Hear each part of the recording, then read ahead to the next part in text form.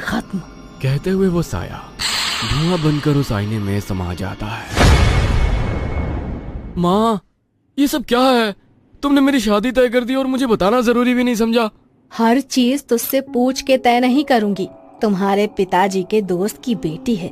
बचपन में ही उन्होंने अपनी दोस्ती को मजबूत करने के लिए तुम्हारी शादी तय कर दी थी। अब जब सही समय आ गया है, इसीलिए उन लोगों को 1-2 रस्म के लिए बुला लिया है घर में। माँ, आपने सीधे रस्म के लिए बुला लिया। एक बार भी नहीं सोचा कि यदि मैं किसी से प्यार करता हूँ तो? देखो, सब कुछ तय है। तुम कल मेहमानों के सामने कोई नाटक मत करना। माँ की बात सुनकर अनिमेष गुस्से से अपने कमरे में चला गया और फोन पर किसी से बात करने लगा। फोन पर बात करते करते उसके चेहरे पर चमक आ गई। अगले दिन सब मेहमान उनके घर आ चुके थे, मगर लड़की घूंघट किए बैठी थी। ये बात अनिमेष और उसकी माँ उषा जी को बहुत अजीब लगी। अरे ये क्या, तुमने मुंह क्यों ढक रखा है? अपना चेहरा तो दिखाओ बेटी। अरे भाभी जी, वो थोड़ी सी शर्मीली है। अभी आप लोगों को जानती नहीं है ना, इसीलिए शर्मा रही है। शादी के बाद सब ठीक हो जाएगा। उनका ये तर्क उषा जी को कुछ समझ में नहीं आया, मगर अपने पति के वादे को पूरा करने के लिए उन्होंने ज्यादा सवाल जवाब किए बिना शादी करवा दी। मगर शादी की रात ही अनिमेष गुस्सा होते हुए बोला, माँ, तुमने मेरी बात नहीं मानी ना? देखो, हमारे साथ धोखा हुआ है। धोखा? कैसा धोखा? अरे लड़की के पूरे चेहरे पर दाने दाने हैं। बहुत ही गंदी लग रही है। गंदी लग रही है? क्या कह रहा है तू? जरा मैं भी तो जाकर देखूं। उषा जी उस लड़की को जाकर देखने लगी। उसके दाग वाले चेहरे को देखकर वो भी गुस्से में बोली, अच्छा, तो ये है तुम्हारे संस्कार, इसीलिए तुम लोगों ने चेहरा नहीं बताया था। ये तो सरासर धोखा है रूपिका। आई एम सॉरी, मैं आप लोगों को सब कुछ सच बताना चाहती थी, मगर मेरे घर वाले तैयार नहीं हुए। मेरी कोई गलती नहीं है। आप फिक्र ना करें, ये परमानेंट नहीं है। इनका इलाज चल रहा है, कुछ ही दिनों में ये ठीक हो जाएंगे। धीरे धीरे लड़की की मीठी आवाज, बोलने के लहजे और काम काज के तरीके से उसने उषा जी के दिल को तो पिघला दिया। मगर अनिमेष अभी भी नाराज था। उसकी ऑफिस की छुट्टी वाले दिन उषा जी बोली, बेटा, जो कुछ भी हुआ उसे भूल जा। अब वो तेरी पत्नी है, इस घर की बहू। उसके साथ अच्छे से रहा कर। चेहरे की सुंदरता का क्या है, आज है कल नहीं, मगर वो लड़की मन से सुंदर है बेटा। प्लीज माँ, मुझसे कोई बहस मत करो, मुझे कहीं नहीं जाना। तभी उसके फोन पर किसी का फोन आया तो बात करते हुए अनिमेष मुस्कुराने लगा। ठीक है माँ, मैं उसे अपने साथ ले जाता हूँ। अनिमेष रूपिका को पहली बार बाहर लेकर जा रहा था, इसलिए वो बहुत एक्साइटेड थी। वो अच्छे से तैयार होकर अनिमेष के साथ घूमने निकल गई। अनिमेष उसे पहाड़ों पर घुमाने के लिए ले गया। अनिमेष किसी से फोन पर बातें करते हुए आगे तेजी से चल रहा था। रूपिका उसके पीछे पीछे धीरे धीरे चल रही थी। अनिमेष जी, प्लीज रुकिए ना। अनिमेष जी, मैं पीछे रह गई हूँ। अनिमेष जी। हाँ, तुम पीछे रहोगी तो मैं क्या करूँ? फटाफट चल नहीं सकती? नाम रूपिका और शक्ल। अरे इतना धीरे धीरे चलोगी तो कुछ घूम नहीं पाओगी। रूपिका धीरे धीरे आगे बढ़ रही थी। तभी उसे किनारे पर एक कांच चमकता हुआ नजर आया। अरे ये क्या है? कहते हुए उसने उस कांच को उठाया तो उसमें उसे किसी और का अक्स नजर आया।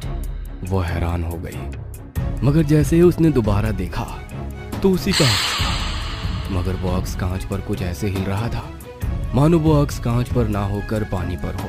कितना अजीब सा कांच है, मगर दिख तो सुंदर रहा है। इसे अपने पास रख लेती हूँ। कहते हुए उसने उस कांच को अपने पास रख लिया, मगर तब तक अनिमेष काफी दूर चला गया था। रूपिका तेजी से कदम बढ़ाते हुए कुछ ही पल में उसके पास पहुंच चुकी थी। रूपिका को खुद हैरानी हो रही थी कि वो इतनी जल्दी कैसे चल पाई। अरे तुम तो काफी पीछे रह गई थी, अचानक से यहाँ कैसे? तभी एक लड़की वहां आई और अनिमेष के गले लगकर खुश हो गई, और फिर उसने हिराकत भरी नजरों से रूपिका की ओर देखा। फिर उन्होंने आंखों ही आंखों में कुछ बात करी और वो लोग रूपिका के साथ आगे चलने लगे। पहाड़ की चोटी पर पहुंचने के बाद, जहां पर बहुत कम लोग थे, वहां से उन्होंने सेल्फी खींचने के बहाने रूपिका को धक्का दे दिया। चलो, जान छूटी। अब हमारे मोबाइल में भी प्रूफ है कि हम सेल्फी खींच रहे थे जब ये हादसा हुआ। तुमने बहुत अच्छा प्लान बनाया था। सांप भी मर गया, लाठी भी नहीं टूटी। बस कुछ दिनों में हम दोनों एक हो जाएंगे। मैं भी बहुत दिनों से इसी का इंतजार कर रही थी। अब आंटी को भी हमारी शादी से कोई ऐतराज नहीं होगा। कहते हुए वो लड़की हंसने लगी और वो दोनों रूपिका के गिर जाने का शोर मचाने लगे।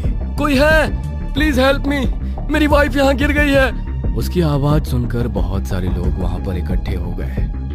कुछ देर में पुलिस वहाँ पर आ गई और अपनी टीम के साथ रूपिका को ढूंढने लगी, मगर उन्हें कहीं भी रूपिका नहीं मिली। सर देखिए, नीचे बहुत गहरी खाई है, अभी रात होने वाली है।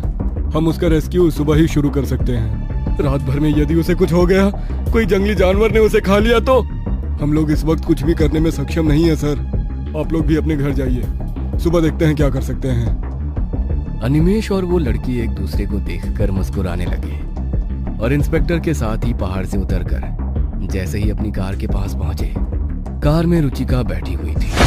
तुम यहाँ? तुम तो... हाँ जी, मैं बहुत देर से आपका यहाँ पर इंतजार कर रही थी। तुम पहाड़ पर क्या कर रहे थे? अनिमेश हैरानी से उस लड़की की तरफ देखता है। लड़की गुस्सा होकर वहां से चली जाती है। अनिमेश रूपिका की साइड वाली सीट पर बैठकर ड्राइव करने लगता है। तो बैक व्यू मिरर में रूपिका का चेहरा बहुत ही भयानक नजर आता है।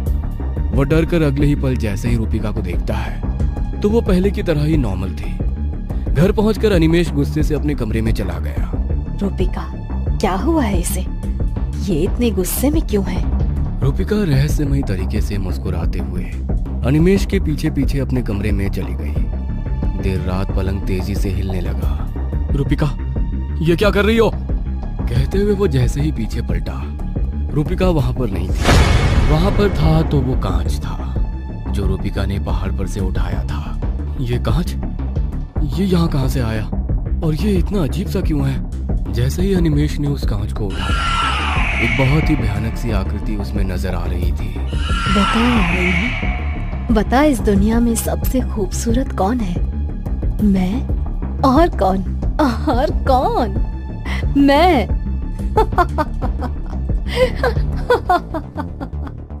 कहते हुए वो जोर जोर से हंसने लगी। अनिमेश ने उस भयानक आकृति को देखकर उस कांच को फेंक दिया। जैसे ही उसने कांच को फेंका, उसमें से धुआं निकलकर बाहर आया और उसने एक औरत का रूप ले लिया। इस दुनिया में सभी को चांद पसंद है, मगर कोई उस चांद के दाग को नहीं देखता। जब ईश्वर ने उस चांद में भी दाग बनाए हैं तो इंसान की क्या औकात है। मगर तुम्हारे जैसे लोग सुंदरता में इस तरह खो जाते हैं कि उन्हें होश ही नहीं रहता कि मन की सुंदरता भी कोई चीज होती है। अब तुम भी बहुत सुंदर हो जाओगे, बिल्कुल मेरी तरह। कहते हुए उस साई ने अनिमेश का हाथ पकड़ा तो उसके पूरे शरीर पर दाने दाने हो गए। उसमें से रक्त और मवाद बह रहा था। नहीं, यह नहीं हो सकता। तुम मेरे साथ ऐसा कुछ नहीं करोगी। इससे अच्छा कि तुम मुझे मार दो। कुरूप इंसान का मजाक उड़ाने वाले हर व्यक्ति के साथ ऐसा ही होगा। अब ना ही तू जी पाएगा और ना ही मर पाएगा। बोलते हुए वो साया फिर से उस कांच में समा गया। बता है आईना, बता इस दुनिया में सबसे सुंदर कौन? मैं। और कौन? मैं और कौन? कहीं आप भी तो सुंदरता को चाहने वालों में से तो नहीं है? वैसे तो ज्यादातर लोगों की तरह मेरा भी भूत प्रेत पर विश्वास नहीं था। ये सब मुझे इंसान के डर से बने हुए ख्याल या उनका वहम लगता। इसलिए मुझे कभी भी रात में अकेले सफर करने या सुनसान जगह पर जाने से डर नहीं लगता था। पर कभी कभी जिंदगी हमें कुछ ऐसे हालातों से रूबरू करवाती है कि सच्चाई और वहम इन दोनों का फासला ही खत्म हो जाता है। रात का समय, एक सुनसान सा रास्ता, हवा से बातें करती हुई मैं और मेरी बाइक। अमावस का अंधेरा था, ठंडी ठंडी हवाएं चल रही थी और रास्ते पर मुश्किल से कोई गाड़ी थी। मैं अपने ही धुन में बाइक चलाते हुए आगे बढ़ रहा था। तभी मुझे एक बुजुर्ग आदमी रास्ते के एक तरफ चलते हुए दिखाई देता है। इतनी रात को ये बुजुर्ग आदमी इस सुनसान रास्ते पर आखिर क्या कर रहा है? ऐसा सोचकर मैंने बाइक उसके पास रोक दी और उन्हें आवाज लगाई। अरे दादाजी, इतनी रात गए, आप यहाँ क्या कर रहे हो? दादाजी मेरी आवाज सुनकर रुके और धीरे से मेरी तरफ मुड़े। 1 मिनट से ज्यादा वो मुझे घूरे ही जा रहे थे। मुझे थोड़ा अजीब लगा। दादाजी बूढ़े थे, पर अभी भी उनका कद और शरीर किसी पहलवान से कम नहीं था। बड़ी मूछें और चेहरे पर हल्की हल्की झुर्रियां, बदन पर ओढ़ी हुई एक शॉल और पैरों में पहनी हुई गांव की चप्पल। मैंने उनसे फिर पूछा, अरे आप इतनी रात गए इस सुनसान सड़क पर क्या कर रहे हो? दादाजी हल्का सा मुस्कुराए और बोले, बस अपनी मंजिल की तरफ जा रहा हूँ। ये सुनकर मैं थोड़ा हैरान हुआ। वैसे तो मैं कभी किसी अजनबी को लिफ्ट नहीं देता था, पर एक बुजुर्ग आदमी इतनी रात गए सुनसान सड़क पर चलते हुए आखिर जा कहाँ रहा था, ये सवाल मेरे जहन में था। मंजिल? कौन सी मंजिल? एक देहाती जैसे दिखने वाले बूढ़े की मंजिल क्या हो सकती है? एक गांव। मुझे थोड़ा अजीब लगा, क्योंकि आते वक्त ना तो मुझे कोई गांव दिखा था और ना ही कोई घर की रोशनी। मैंने उस रास्ते पर आगे तक नजर डाली, पर दूर दूर तक कोई गांव या घर नहीं दिख रहा था। पर यहाँ तो आसपास कोई गांव नजर नहीं आ रहा। दादाजी फिर मुस्कुराए और बोले, खुली आंखों को जो नहीं दिखता वो इस संसार में है ही नहीं, ऐसा मानना जरूरी तो नहीं। दादाजी की बातें मुझे समझने में थोड़ी अटपटी लग रही थी। मैं बात समझ गया हूँ, ऐसा प्रतीत करने के लिए अपना मैंने सिर हिलाया, पर मेरी शक्ल के भाव से दादाजी सब समझ गए। हम बूढ़े गांव वालों की बातें तुम जैसे शहर बाबू के पल्ले नहीं पड़ेगी। नहीं दादाजी, ऐसी कोई बात नहीं है, मैं तो बस आपकी मदद करने जा रहा था। कभी कभी किसी की मदद करना भारी भी पड़ सकता है। और दादाजी की ये बातें मेरे पल्ले नहीं पड़ रही थी। एक अकेले बूढ़े आदमी की मदद करने मैं यहाँ रुका हूँ और ये आदमी मुझसे ऊट पटांग बातें कर रहा है। आखिर इसे मेरी मदद की जरूरत है या नहीं? मुझे लगा था आपको मेरी मदद की जरूरत होगी, इसलिए मैं यहाँ रुका था, पर आप तो मुझे ही खरी खोटी सुना रहे हो। इस पर दादाजी ने हंसते हुए कहा, तुम्हारा बहुत बहुत शुक्रिया, पर मेरा गांव यहीं पास में ही है, मैं पैदल चला जाऊंगा। इतनी देर से मैं वहां रुका था। अगर ये बात पहले ही कह दी होती तो मैं अब तक आगे पहुंच चुका होता, पर एक बुजुर्ग आदमी को क्या ही कहना। ऐसा सोचकर मैंने गाड़ी स्टार्ट की। ठीक है दादाजी, मैं चलता हूँ तब। इतने में उस आदमी ने मेरा हाथ पकड़ लिया। मैं थोड़ा डर गया। अब तक ये आदमी सिर्फ अजीब अजीब बातें कर रहा था, पर अब तो इसने मेरा हाथ पकड़ लिया। मैंने झिझकते हुए पूछा, क्या हुआ दादाजी, आपको कुछ चाहिए?